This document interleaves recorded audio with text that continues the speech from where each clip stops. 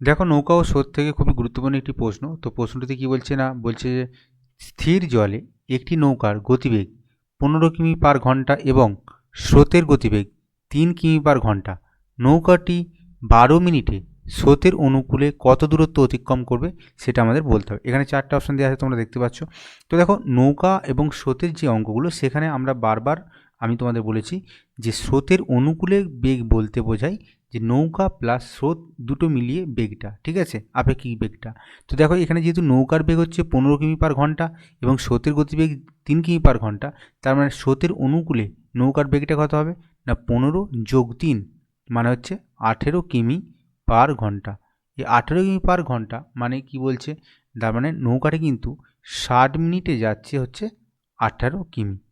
তো এখানে আমাদের জানতে চেয়েছে যে 12 মিনিটে নৌকাটি কতটা যাবে। তো 12 মিনিটে মানে দেখো, একে 5 দিয়ে ভাগ করতে হবে। তো 12কে যদি আমরা 60কে যদি আমরা 5 দিয়ে ভাগ করি তাহলে আমরা 12 মিনিট পাবো।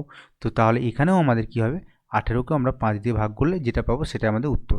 তো 18কে যদি আমরা 5 দিয়ে ভাগ করি তাহলে আমরা পাচ্ছি 5 × 3 = 15 এবং 3 × 5 = 6 = 18। তার মানে 12 মিনিটে যাবে 3.6 কিমি। তো তাহলে সঠিক উত্তর হয়ে গেল কোনটা, অপশন নাম্বার ডি, 3.6 কিলোমিটার। আশা করছি তোমরা বুঝতে পেরেছো।